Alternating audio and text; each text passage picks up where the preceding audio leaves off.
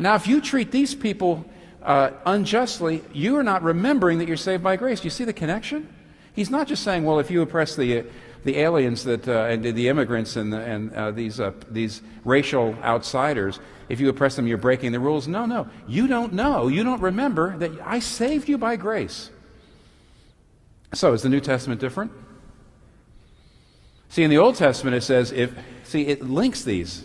If you're saved by grace, if you're a sinner saved by grace, by sheer grace, then you're going to care about the poor. If you don't care about the poor, something's wrong with your relationship with God. New Testament different? No. Listen, Mark chapter, what did you think I was going to say? Yes? Mark chapter 12. Here, this is Jesus talking about the Pharisees. Mark chapter 12, verse 38 and 40, he says, and he's talking about the Pharisees, they for show make lengthy prayers, but they devour widows' houses.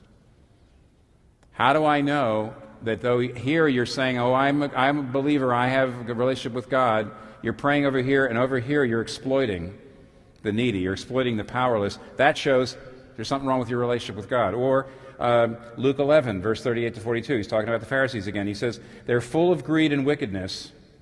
They neglect justice and the love of God. They should give to the poor. See, Jesus is doing the exact same analysis that the Isaiah, Jeremiah, and Amos and everybody else does.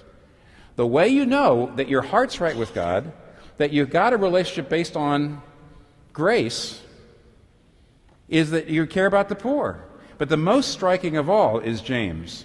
The book of James is so striking and so clear. Some of you know that James seems on the surface, when you read James chapter 2, to be in conflict with Paul. Because Paul says you're justified by faith alone, not by works.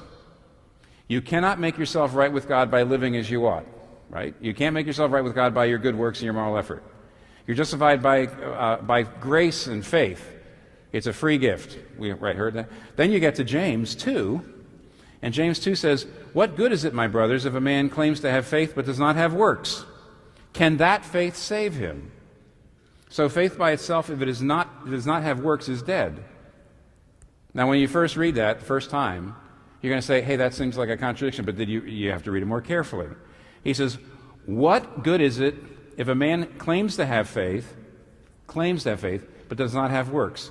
Can that faith save him? What he's saying is, not that the works save you, but a faith that does not lead to works is dead. It's not real. It's not saving faith. Pretty simple. Pretty simple.